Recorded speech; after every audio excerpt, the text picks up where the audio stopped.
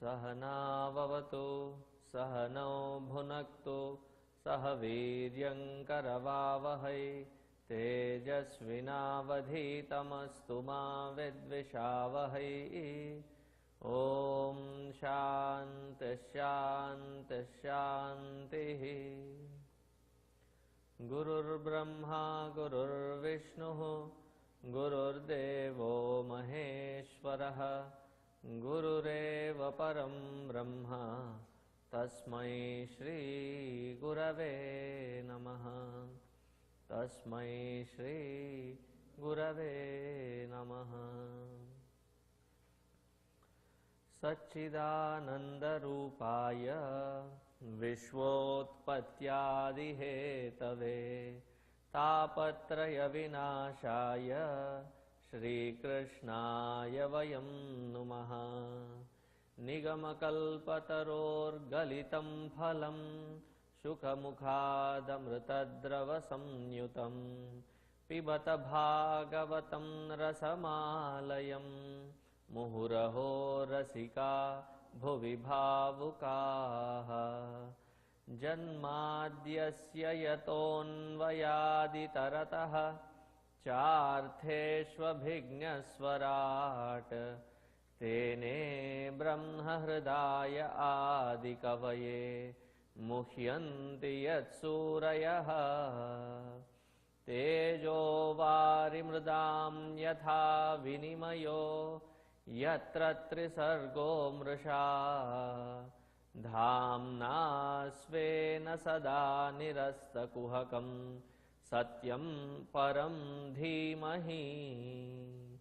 धर्मः प्रोज्झितकैतवोऽत्र परमो निर्मत्सराणां सतां वेद्यं वास्तवमत्र वस्तु शिवदं तापत्रयोन्मूलनम्।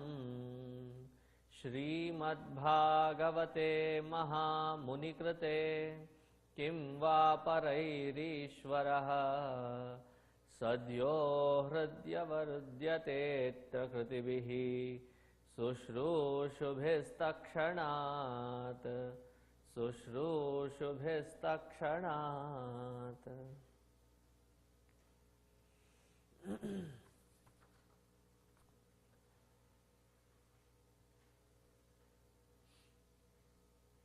दूर्वास महामुनि tried to play around with Ambarisha, and no sooner that it got beyond hand, Lord himself appeared with his Sudarshana, and that Sudarshana not only burnt but turned that feminine form into ashes and was running behind Durvasji since yesterday. That's where we left, right? So Durvas Mahamuni comes back to the Lord, and the Lord says, Aham paradhinaha, bhakta paradhinaha. Actually, I am the boss of this universe, but I also have, only certain places that I cannot function well. With regards to my devotees, I am bound to protect them. And you just try to mess with them. Now even I cannot protect you from my Sudarshan Chakra. Then what is the solution for me? Now just to highlight Ambarish, my gut feeling is Lord Sri Hari and Durvasa must have made this plan back there. And Lord, just for the fun of it, must have hidden this fact about Sudarshana following Durvasa. Now he is saying, no, mera kya hoga? What will happen to me? He says, I cannot do anything. If at all there is somebody who can protect you or save you, contact Ambarisha.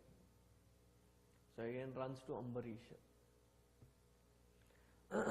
So Ambarishji, looking at the very painful condition of Durvasa Mahamuni, feels really sorry for him, that it was because of me. See, Ambarish took entire responsibility on himself. Because of me, that the Lord threw out his Sudarshana. If I had waited for another just few couple of moments, it was my impatience that brought this great calamity on this poor saint. And I keep saying that I am a Brahmana Priya, I am somebody who respects a Brahmana, but because of me a Brahmana is feeling such a pain. So he turned to Sudarshana Chakra and started praying. Sudarshana namastubhyam sahasra achyuta priya. Sahasra ara achyuta priya. Sahasra ara with plenty of saw-like structure. So sharp, which is the most favorite weapon of the Lord. Hey Sudarshana, once you have been used, until it hits the target, you never ever go back. And he starts doing, most of the times whenever there is namaskar, namaskar is usually done in anticipation of some chamatkar. So namaskar, chamatkar, it goes hand in hand.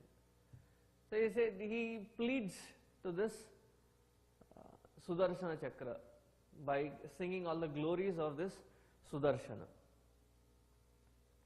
Tvam dharmastvam amritam satyat satyam tvam yajño akhila yajña bhuka tvam lokapalas sarvatma tvam teja paurusham param.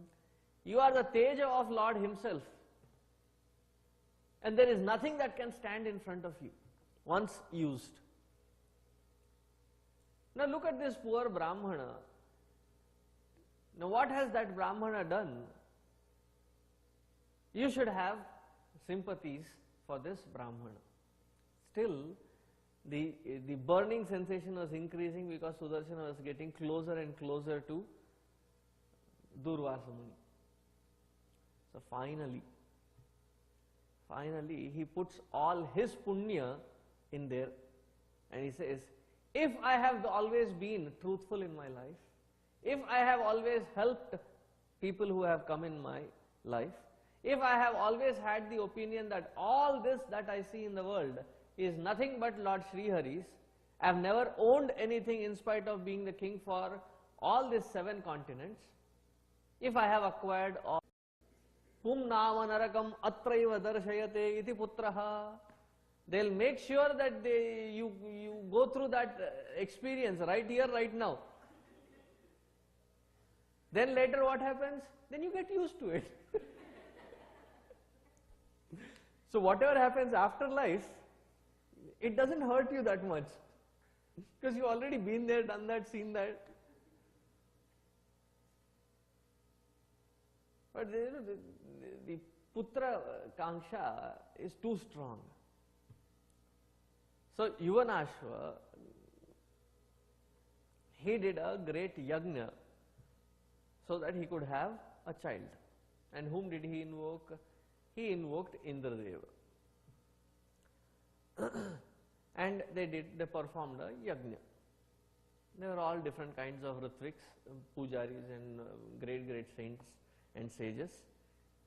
And there was this kalasha which was kept near the yajna mandapa, in which they had put lot of herbs and invoked Indradeva's blessings in it. So by some kind of Leela of the Lord, middle of the night, the next day the puja is to be concluding, middle of that night, Yuvanashva gets extremely thirsty. So he goes around searching for water, and not finding water, he enters into that Yagnashala, finds this kalasha, drinks that water, which was meant for his wife.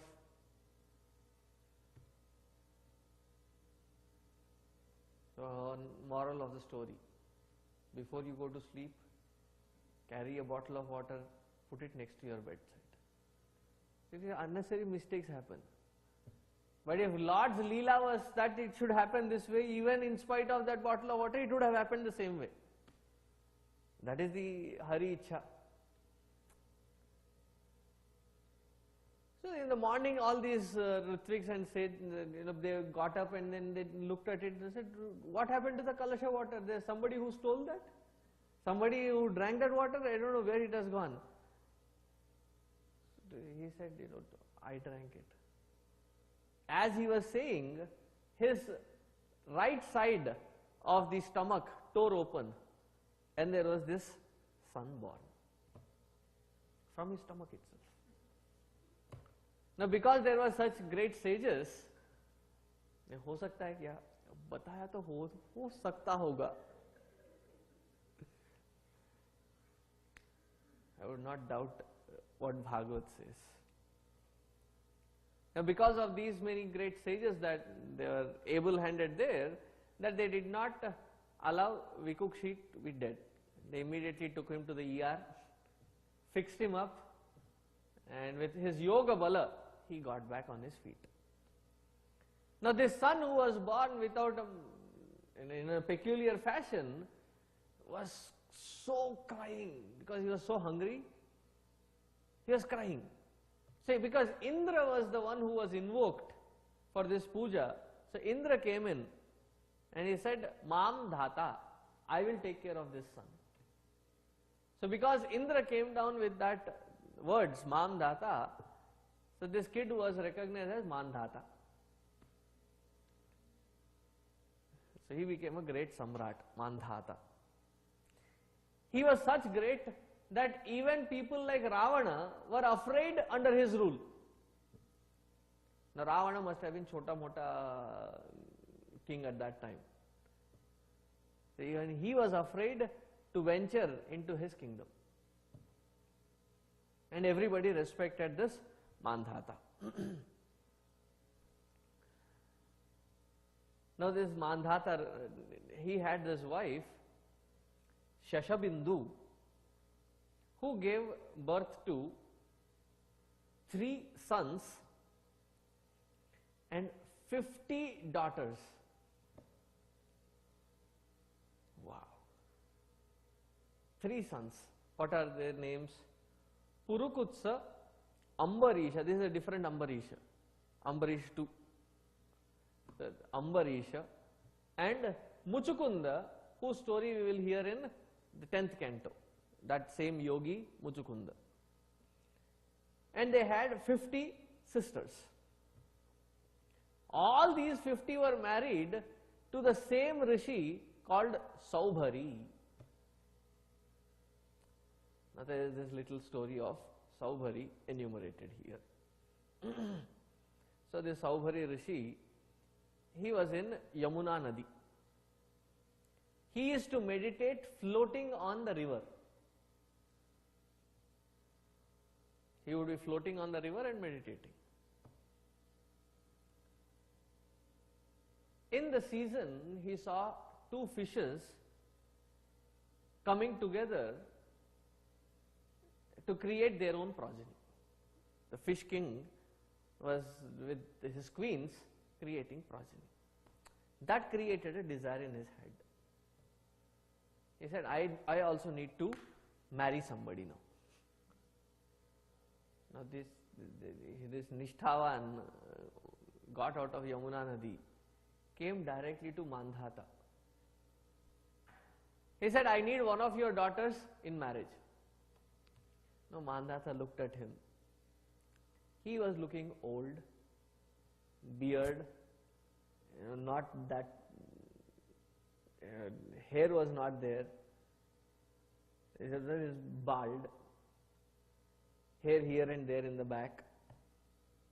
His skin got so, in old age, wrinkles, and you can see the nerves, bones. He said, okay, I'll do one thing. He cannot say no to him when he has come to the Raja. So he was like in a fix now. So what did he do? Okay, let me do this. We will announce Swayamvara, whichever one of these 50 daughters choose you, you marry her. So this Saubhari Rishi understood. I don't look that attractive. Hence, therefore, you have put this twist.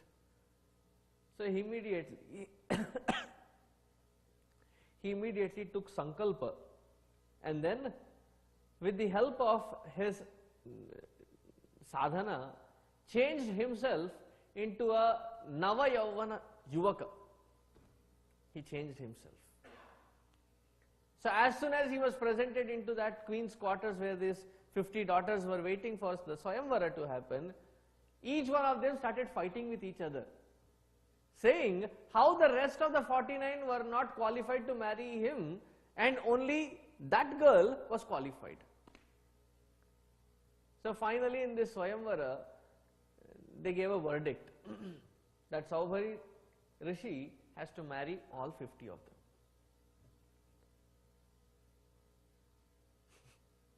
You have heard of buy one get one free? Go for one, get 50 free? It's an amazing deal here. Now with his tapashakti, he built an entire beautiful palace, amazing quarters for each one of his queens or wives. So much that even Mandhata, looking at this city built by Saubhari Rishi, was feeling jealous. Dekho kitna acha ghar bana liya. Your house may be a good palace in itself, but when you see somebody else's, there is always, wish. Technology also grows so fast. You buy something,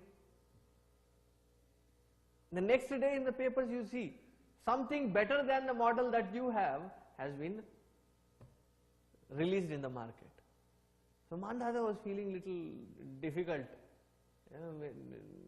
My own son-in-law has things better than me, whereas he is just a rishi. And in that pura or that city-like thing that he had created, he had 50 wives, and each one of the wives had plenty of children. One day while he was sitting, he was contemplating, which he had shunned away long time ago. He had now started thinking, contemplating. So once he started contemplating, it clicked in his head. Sangam tyajeta mithunavratinam mumukshuhu. Just looking at that fishes doing the mithuna,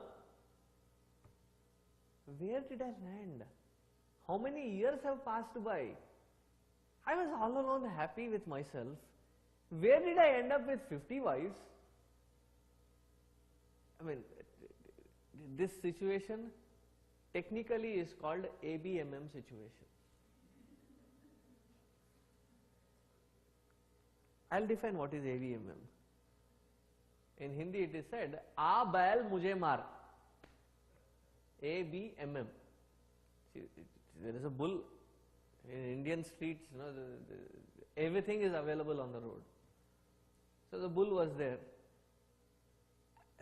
See, the bull gets irritated with some strong, bright colors. The bull was really shanta. And what did you do? While passing by, you pulled its tail. Irritated, the bull now chases you until it hits you. So why invite a trouble? So he said, enough is enough. He contemplated on this whole concept for a long time. And then he said, enough is enough. He took sannyasa. Earlier he was just a brahmachari. Now he took sannyasa, never to look back. You have heard the story of the 50 daughters. Now with the other sons, Mandhata had 3 sons. Remember, 3 sons and 50 daughters? That would be quite a big family actually. So the other 3 sons were Purukutsa, Ambarisha and Muchukunda. So now we are taking about Ambarisha. Now Ambarisha was dedicating his life to Yuvanashva, because Yuvanashva had accepted him as a son. And then this Yuvanashva, under Yuvanashva's guidance, there was this Purukutsa who was married to Narmada Devi. Narmada Devi is the sister of all the Naga. And Purukutsa went down to the Rasatala, and there were people who had occupied the Rasatala, taking away that land from the Nagas. Purukutsa chased them away. So the Naga, the only reason why I am mentioning this story is the later part of the result of the story. The Nagas gave this boon to Purukutsa. They said, those who think of your story of marrying our sister and chasing away these Gandharvas who had occupied our place, and Smarana, take your name, Purukutsa, we will not harm them. So no Naga, no Sarpa comes near those people who say, Purukutsa, Purukutsa. Try it. Try it with your own, at your own risk. So that is the blessing that was given by the Naga Devatas. Down the lane, in this very lineage was born a great king called Satyavrata. Satyavrata is the same king who was well known as Trishanku. Remember the story of Trishanku? Na idhar ka, na udhar ka. He had done something severely wrong, which is dealt in Ramayana. There is not much of a detail given. There is just a mention of that Trishanku, because of which his guru and Vasishta and his father gave him a shapa that he would be a Chandala. And with the help of, see, there is an eternal issue even between the gurus. Whatever Vasishta does, Vishwamitra has to prove him wrong. So if Vasishta has cursed this Satyavrata to be a Chandala, recognized as Trishanku, Vishwamitra took up his challenge, saying that with all my tapashakti, I will send you to Swarga. So he sent him to Swarga. Indra, looking at this Chandala, said, Gacha, Gacha. He threw him out. And as he was falling down, upside down, he called out for help. He sent an SOS message to Vishwamitra that I am gone, I am going to fall from here down, straight to the earth. He said, Tishta eva iti. And he said, stop there. Around him, with his tapashakti, he created another Swarga, as beautiful as the Indra Swarga.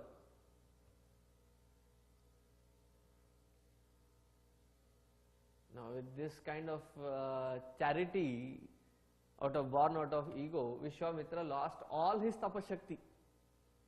He had to go back and perform tapasya again.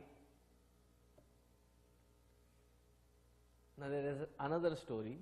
Is this Trishanku's son is the famous Satyavrata. Satyavrata was Trishanku, but Satyavrata's son was Harishchandra, Raja Harishchandra. I see some brightness now, everybody recognizes this name. Now there are various Puranas talking various shades and various stories of Harishchandra. But the way they have introduced Raja Harishchandra in this particular 7th chapter of 9th canto, there is the story that Raja Harishchandra did not have santana. In so many Chaturyugis, which Chaturyuga's Harishchandra story is being told, we don't know. But it is that Harishchandra did not have a son for a long period of time. With Naradji's Upadesha, and he did a great tapasya invoking Varuna Deva. See, Varuna Deva is a very Shanta Swabhava Deva. Rudra, and there are categories of them who are very, they are not Saumya. That is why, even in India, there was a strange situation back when I was in India. There was this strange situation being discussed. People do all silly, stupid things. People build even temples for their actors and actresses with a complete puja vidhi and everything. When such stupidity can happen, there can be other things also happening. There was this fellow who had an inspiration to build a temple for Parashurama, somewhere in Karnataka. Built a temple for Parashuram. Now, have you ever seen a temple for Parashuramji? Not known, because it is a Rudramsha. It is not a Saumya avatara. So you invoke only that form of the Lord which is Saumya. So Parashurama is never invoked in that way. So there was this sabha of all great people to know how do we balance this. The Prana Pratishtha is also done. So in front of that Parashurama there was a bigger murti of Rama Pratishtha done, that even when people go back they see Rama's face and leave, not Parashurama's face and leave. So when you invoke, you have to invoke the right form of God. So he was one of those Saumya Prabhu. He said, of how many ever children born, one of them I will give them back to you. This was the promise made. Harishchandra. The first one will be yours. And the first one was born Rohita. So as soon as he was born, Varuna Deva knocked him. Can I take your older one? He said, how he's just born, mother is just, enjoying his presence. Come after 10 days. After 10 days he comes. So come after, not even teeth grown. Thank goodness Harishchandra invoked Varuna Deva, who is Saumya. If this was done to any other devas, by this time there would have been other reactions. He said, okay, after teeth, I will come. So I said, these are just milk teeth, let them fall and let the permanent teeth come. He was now a Yuvaka, Rohita. But Varuna was coming in anticipation that today I will get him, tomorrow I will get him. So understanding that, his life was in danger, that he would be taken away by Varuna, Rohita was now able, he had gone through a lot of Dhanurvidya and he was a Kshatriya, he had learnt a lot of skills, so he left, he ran away into the forest. Now there is a little tussle between Varuna and Indra, and Indra made sure that he could hide this Rohita for 6 years, next 6 years. Meanwhile, father Harishchandra got a certain disease wherein the belly would grow with too much of water because of Varuna's shapa. You fulfill my promise and you will be done good. So the 7th year, this Rohita, every year he would try to come and Indra would stop him in one way or the other, one disguise or the other. So the 7th year, he comes to understand that his father was suffering from that disease, and then the second son, the middle one then, was given instead of the first one, and Varuna went back happy and his father's health got all right. Now after having gone through such, he said, let me now get rid of this sin of postponing my promise. So he invoked a great yajna in which Vishwamitra was the hota. See, every yajna there are 4 main purohits, and there is one greater purohit who takes care of these 4, and there is a yajamana. Depending on the kind of yajna being done, the yajamana comes along with his dharma patni. If he has more than one, the first one sits in the yajna. That is always the process. So Vishwamitra ji became the hota, then Jamadagni Rishi, Vashishta and Ayasya Muni, all these 4 were the main ones, and they did perform a great yajna. And after this yajna was performed, Harishchandra felt guilt free,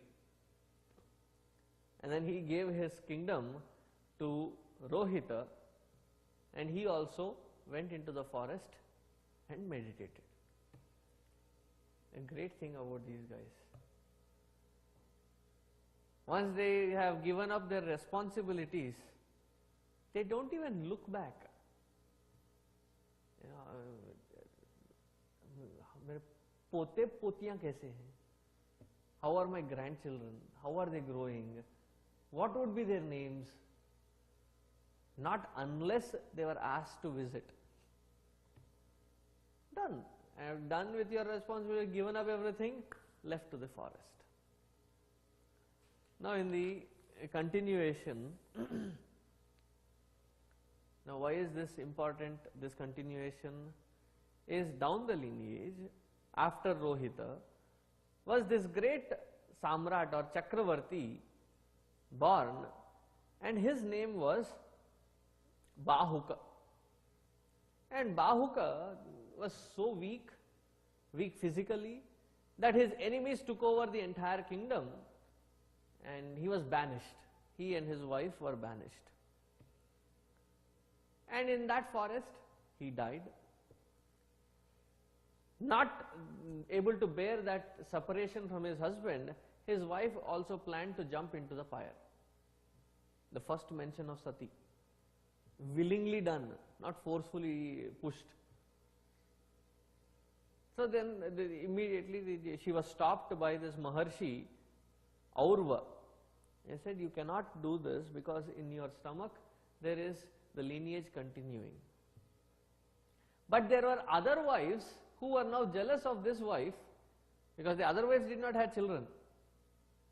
And she was the only one having the children, carrying the lineage. They were so jealous that they fed her with gara. Gara is poison. In spite of being fed with the poison, he was born. So he was Sa-gara. Along with the poison, he was born. Nothing could happen, nothing could deter him from becoming a great. He regained all the land that his father owned, and now he was recognized as the Samrat Chakravarti. Now after having regained, it is always that after you have established your kingdom, you go around doing Ashwamedha Yaga. So there was an able horse pulled and he started performing a yajna. Indra hides this horse. I am not going into the details as to what happened there. Indra, that's a totally different chapter altogether. Then this cutting short there, Indra hides.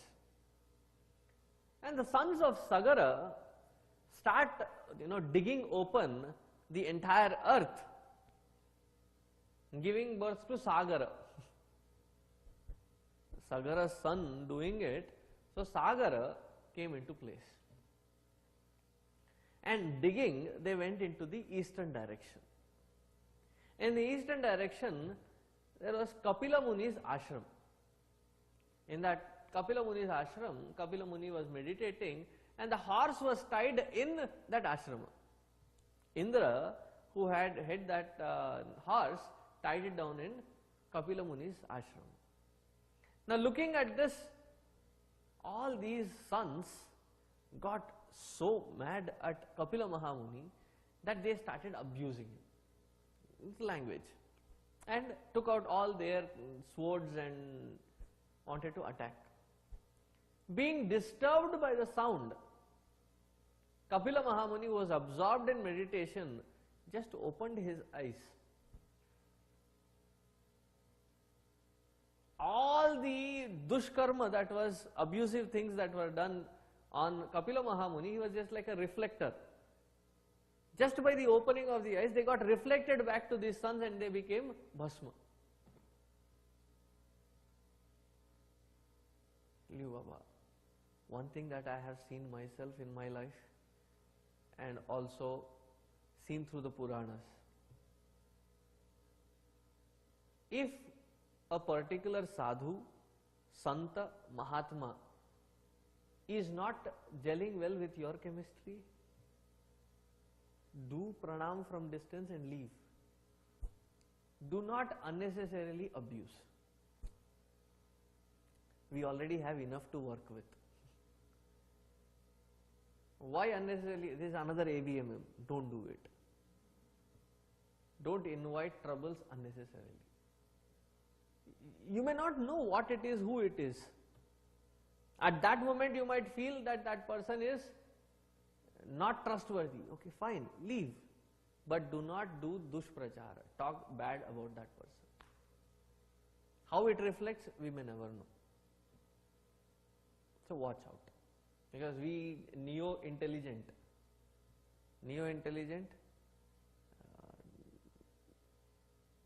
we take responsibility for the entire world and start criticizing. Oh, this Mahatma is good for nothing, that Mahatma is good for nothing. Between the Mahatmas, they don't dare criticizing each other. As if we have already become somewhere up there. If you are engaging into it, please withdraw.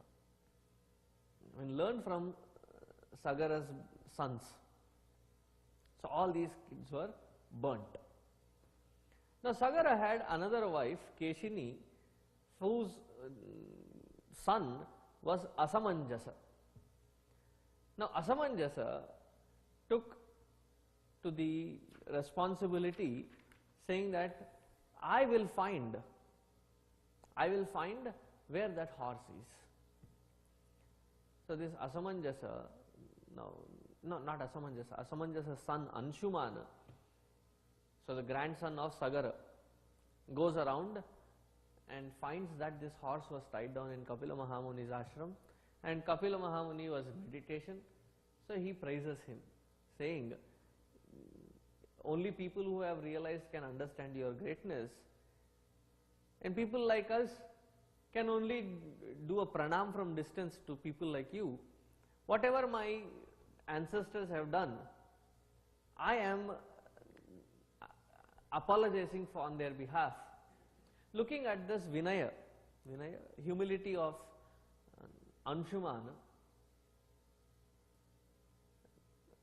Kapila Mahamuni said, this is the horse, go give it to your grandfather.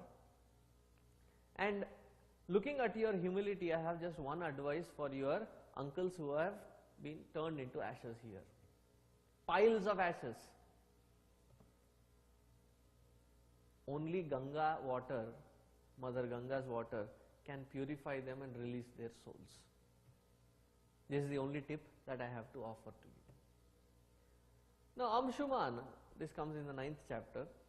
Now Amshuman, having brought that horse back given to his grandfather, who performed that Ashwamedha Yaga, completed it, that was the only responsibility left, and he also left for his tapasthali.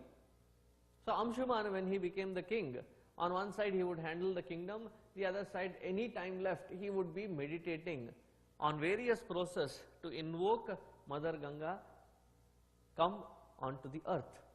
Till then there was no Ganga ji on earth. So he was not successful. In that tapascharya he died. His was Raja Dileepa.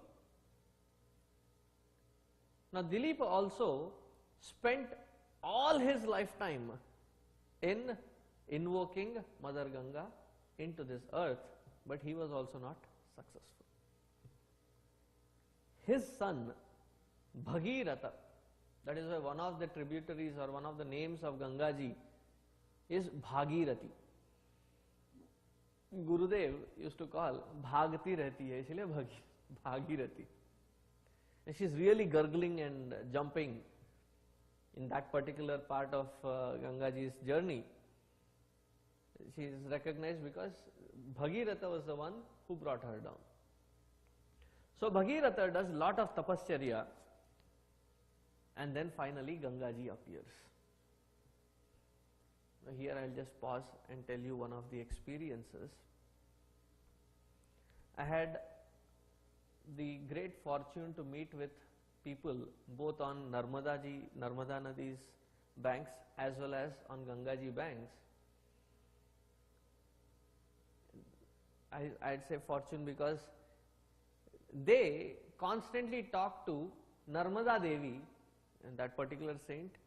He is a Babaji and he is called Pagal Baba. Pagal Baba because he is always in a different trance.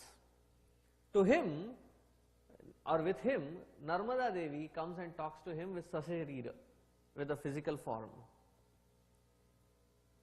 And there was another Mahatma that we had the opportunity to meet, and to him they say, to him and to his master was used to live on a small little island in Ganga ji, in the middle of Ganga. He used to live all by himself. So riding on a crocodile, Ganga ji comes and informs that 2 days from now this whole place is going to be flooded by me, leave this place. And it was as though that she was waiting for this Mahatma to leave from that place. No sooner that the Mahatma left, Ganga ji flooded that entire area. And to his student also she gave darshan. Meaning if you go there and really sincerely stand there and worship, even today, even to this date, there are people who have had darshan of this great deities. So I had asked one of the Mahatmas that I had met, a great Swamiji, said, how can this be possible? Is it humanly possible or is it imagination? That is what we would, hallucinations and imaginations. He said, no. Anywhere in this world, to whatever tattva you invoke, because each tattva is presided by a deity. Each tattva, like even when we do the Rudrabhisheka, or there is the Laghunyasa and the Mahanyasa, even in our body, every single limb there is a presiding deity.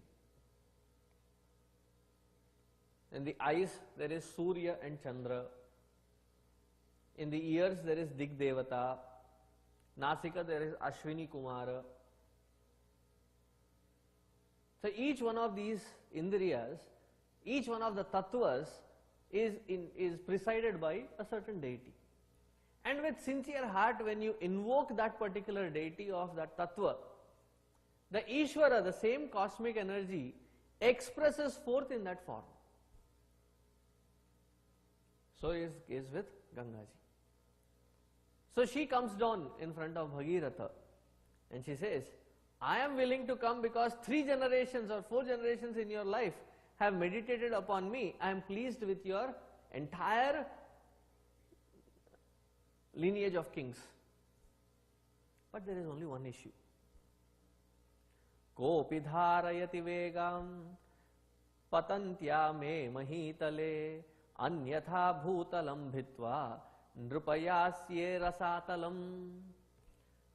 Coming down from that heavens, directly landing on earth if there is nobody to take me in.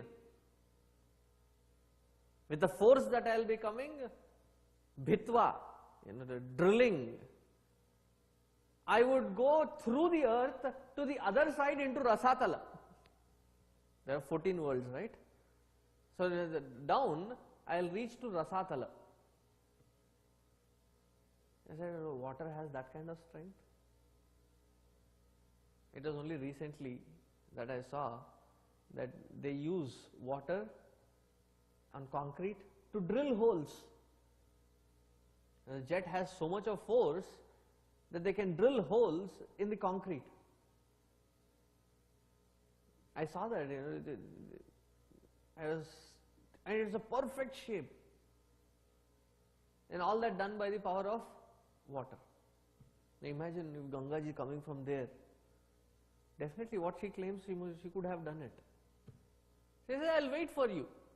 I'll wait for you. Whenever you invoke me, I'll come down. But find the right person. Now Bhagirath asked, now where do I start searching for a right person? Poor fellows, look at the effort. 3 generations have put in effort to invoke Ganga ji. I tell you, Ganga ji coming down to earth was not a simple joke. 3 generations put in an effort, then Bhagiratha invokes mother and she comes down and says, if I come down you cannot handle it. Then he invokes Shiva. Now Ganga ji came in with such pride that Shiva did not let her out. And he had to again do tapasya for invoking Lord Shiva and his blessing, saying, please. And Ganga ji was being led by Bhagiratha through various mountains, through various paths. And in one particular place she went into a different direction which was not led by Bhagiratha, into Janhu Rishi's ashrama, flooding that entire place. Now Janhu Rishi got so mad, he dragged entire Ganga ji up. Now Bhagiratha was like, ye kya ho raha hai? He went back to Janhu Rishi, pleaded, and he gave the entire Vrittanta, the story. And he left it out from his ears. So that is why she is called Jahnavi, the one which was born out of the ear of Janhu Rishi. So some people say, I have heard the description, this particular description, it was from Gurudev. To bring down this Ganges from Gomukha all the way down to Sagara, Ganga Sagara. Pruthu had a special chariot. Now with, what do you call it? Not a bobcat. Proclaimers, is it what it is called? They can dig through the mountains and clear out places. Earth movers, right. So probably Bhagiratha's chariot was like an earth mover, like it could tear up various mountains and gorges could be opened up so that Ganga ji could flow easily. All the way till that place wherein Bhagiratha was also very careful that it would not destruct other habitat and other people. Least of vegetation is disturbed. He made sure that Ganga ji was given a very good path, charted route. So he must have had a GPS wherein he measured all the mountains and the path was carved out, and he brought it to the place where his ancestors were now heaps of bhasma, ashes. And there he prayed unto Mother Ganges, let their souls be released. It is from then, even today, that when our ancestors pass away, their ashes, we take them and merge them in Ganga ji. Now Gangaji's great Mahatmya is that her sparsha, the waters are so pure. Usually when you store water in a container, and this is I have seen, usually when you store water in a container and it stays there for a couple of days, it starts forming that green algae, however you pronounce it. But Ganga water, years, when you go there, they sell it in that copper vessel.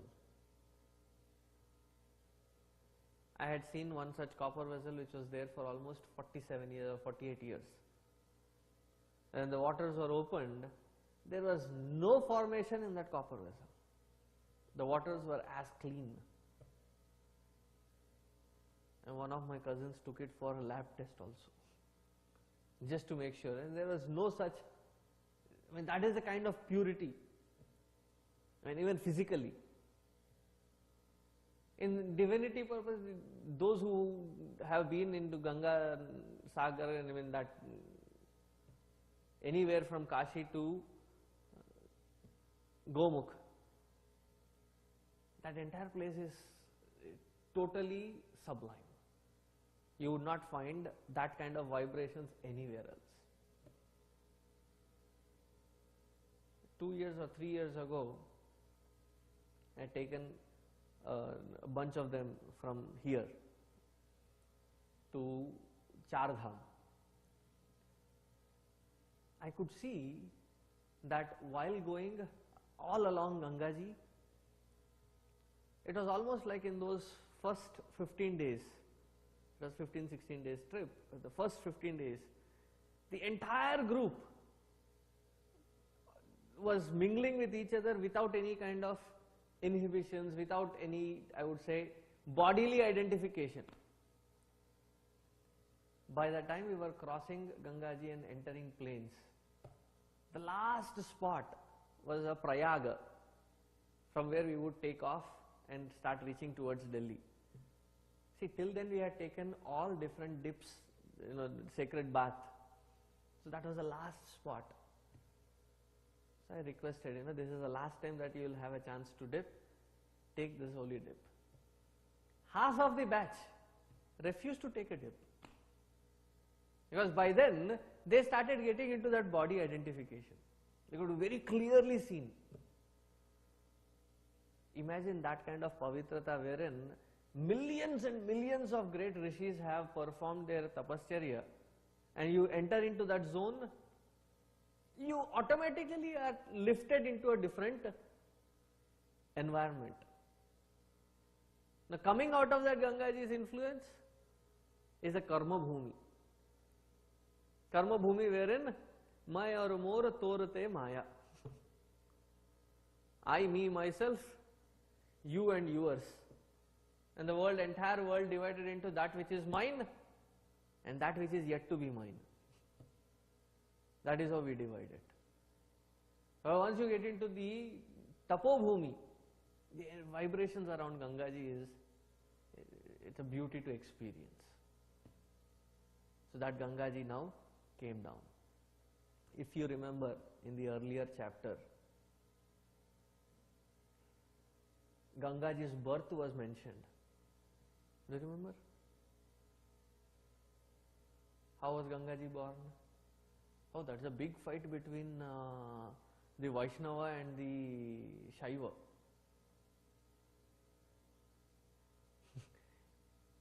Your Shiva carries the water that washed the feet of Vishnu.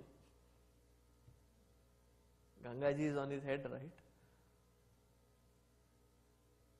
So when was this done? In the Vaman Avatara, when he took the second step, his feet was in the Swarga, and his toe, big toe, was in the Brahmaloka. And there Brahmaji with his Kamandalu washed the feet of Vamanaji. And that waters took form as Gangaji. That came down onto the earth and it was received by Lord Shiva. Now Lord Shiva felt blessed. And some of the devotees, the fanatic that Shiva is greater or Vishnu is greater, use this often, saying that which is the leftover of Vishnu is Shirodharya for Shiva. Hence, therefore, Vishnu is greater than Shiva. उनमें झगड़ा नहीं होता है. But the so-called devotees have all these fights. Anyway, fights happen only when there is no clarity. Let them fight. We will move forward after Gangaji's story. So after Bhagiratha, in his lineage, there were many great kings that were born. And down the lane was born this Saudasa, and his wife's name was Madayanti. Saudasa was also known as Mitrasaha or Kalmashapada. And with Vashishtaji's shapa, he had turned into a Rakshasa. Now Parikshit says, if you want to reveal as to why did Vashishta curse this Saudasa into being a Rakshasa. So Shukadevji says in the 20th shloka, Saudaso mrugayam kinchin charan raksho jaganaha mumocha bhrataram sotha gatah pratichikirshaya. So in protecting his land, this Saudasa Raja, he had to kill a great Rakshasa. But then he left his brother because his enmity was not with his brother. It is called Shatrushesha. He left his Shatrushesha there. Now his brother was into all these magical things, illusionists. So he changed form and joined Saudasa's kitchen as a cook. And one great festivity day, Vashishta was invited by Saudasa, and with the insistence of Raja Saudasa, Vashishta came in and he was fed food. But that cook was a Rakshasa. So instead of giving a sattvic food, he gave the Manushya Mamsa cooked to Vashishta. As soon as he realized, Vashishta saw that there was Mamsa,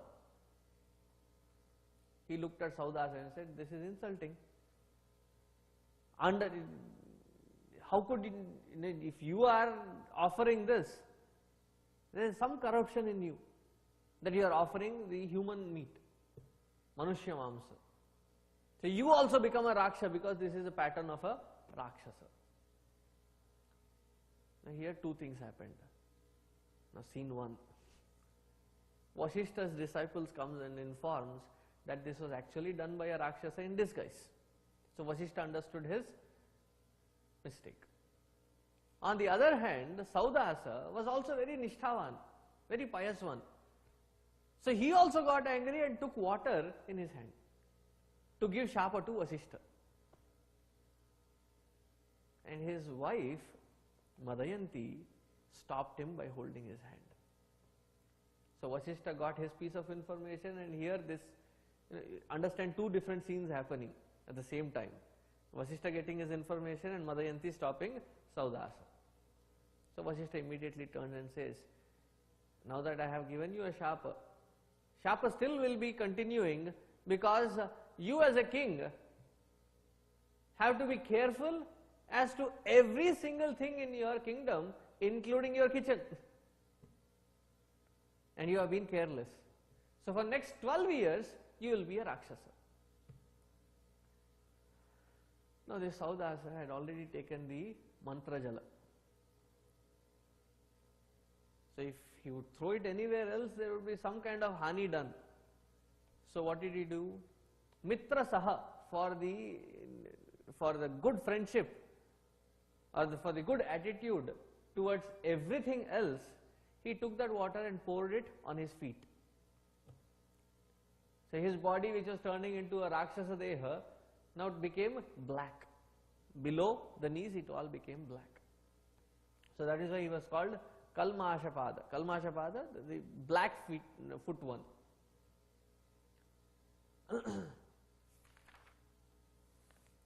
Now as tragedy continues for this Kalmashapada.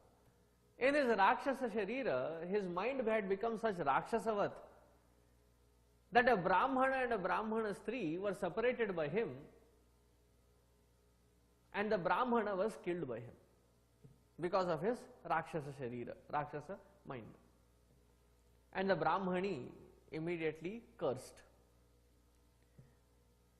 that you separated as couple. Whenever you get back to your wife, if you get close to her, intimate with her, you shall also die a painful death. Remember the same kind of shapa was given to one more king. Who was it?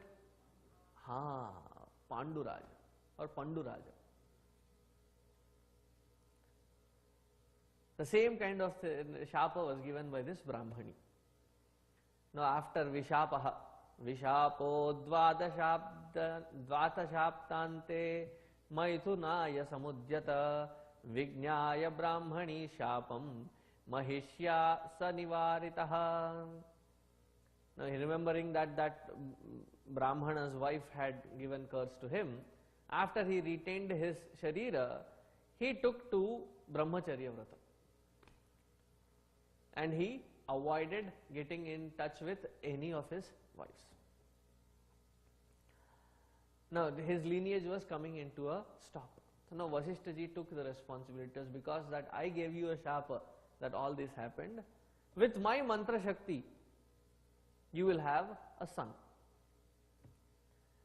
So this son was an unusual one. Madayanti's garbha, he would not come out of her garbha even after 7 years. There is another story like this that we come across in, which is the son of Vyasji, Shukadevji. He was double, 14 years. I don't want to be born in the world again. In the garbha itself he had realization.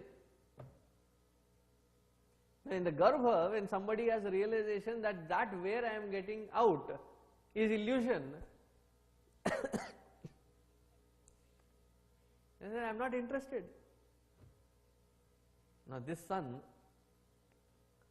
was operated upon by Vasishtha with some instruments sharpened out of stone. Ashma means stone. So maybe this was the first time when C-section was performed, wherein both the child and the mother were safe. And who was the first doctor performing it? Vasishtha Rishi. And that is why this king was called Raja Ashmaka, born out of the Ashma stone. And he was also known as Nari Kavacha, a very unusual name. Why Nari Kavacha? That was the time when Parashurama went around cleaning the entire earth of all Kshatriyas, and he was protected by the women. So since he was protected by the women, he was called Nari Kavacha. So this Ashmaka had further sons. One of the names that we come across is Dasharatha, not the same Dasharatha like Rama's father, but even before this Rama's father Dasharatha, there was another one who was also as able on chariot riding as Dasharatha. You know why Dasharatha's name is Dasharatha? How many directions are there? 4, 8, 10. 10 directions. 4 north, east, west, south. North, east, northwest, those intermediary directions, up and down. Total 10 directions, 10 dimensions. Now Dasharatha had the capacity to drive in any direction with his Ratha, and he could control the entire army, command the entire army, that not even one single arrow of the enemy would touch his army.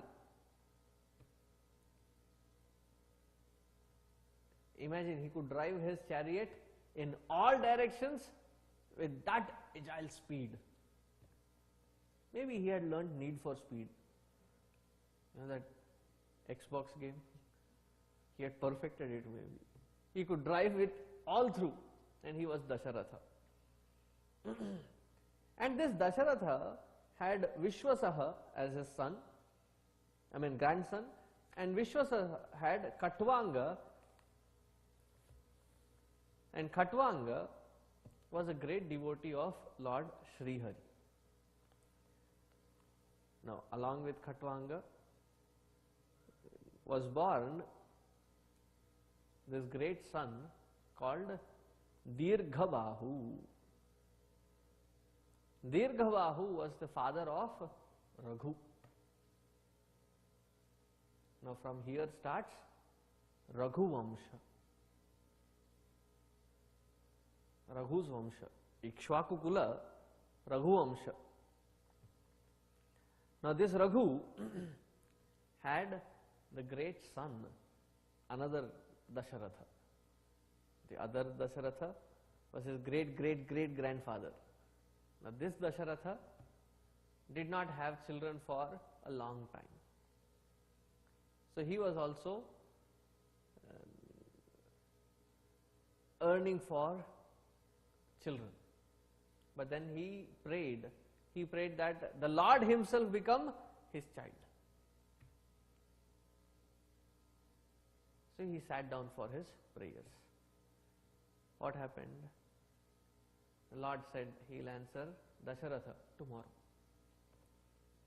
So tomorrow will be in our Bhagavatam Rama Janma. So we will have Ramji's darshan tomorrow.